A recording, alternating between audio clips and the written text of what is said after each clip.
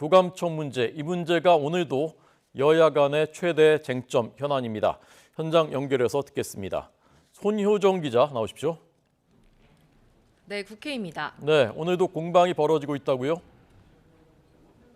네, 국회 국방위 여당 간사인 국민의힘 신원식 의원은 오늘 아침 라디오에서 유출된 기밀 문건 가운데 우리나라와 관련된 문서 2건의 내용 모두 사실과 다르다고 거듭 주장했습니다. 추정되는 도청 시점도 실제와 맞지 않는 데다 특히 대통령실 건물에서도 NSC나 위기관리실은 지하 3층에 있어 도청을 위한 전파가 침투하지 못한다고 강조했습니다. 이에 국회 외통위원인 더불어민주당 이원욱 의원은 라디오에 나와 여당 주장을 반박했는데요.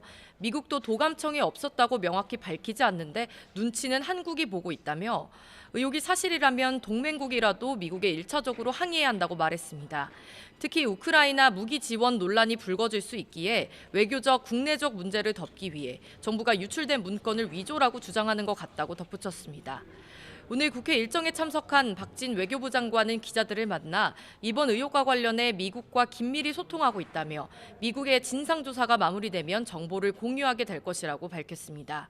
이와 더불어 오후에는 국회 외교통일위원회 전체 회의가 열리는데 도감청 의혹에 대한 외교부 대응을 두고 질의가 이어질 것으로 보입니다. 네, 내일 이제 국회 본회의가 있고요. 양곡관리법 거부권 행사된 이 법안 재의결, 표결 등을 두고 신경전이 벌어지고 있다고요. 네, 오전 11시 잠시 뒤인데요. 여야 원내대표가 국회의장 주재로 만나 내일 본회의 안건과 현안에 대해 논의할 예정입니다. 특히 윤석열 대통령이 거부권을 행사한 양곡관리법 개정안에 대해 재의결 표결이 이루어질지 관심인데요.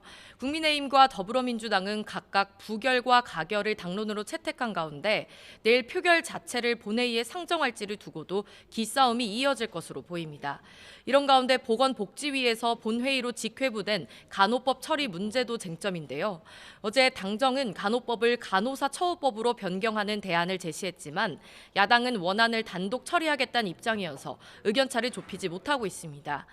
선거제 개혁을 논의하는 국회 전원위는 오늘 3번째 토론을 이어가는데 김영철 성공회대 교수 등 전문가 4명도 의견을 제시할 예정입니다. 지금까지 국회에서 전해드렸습니다.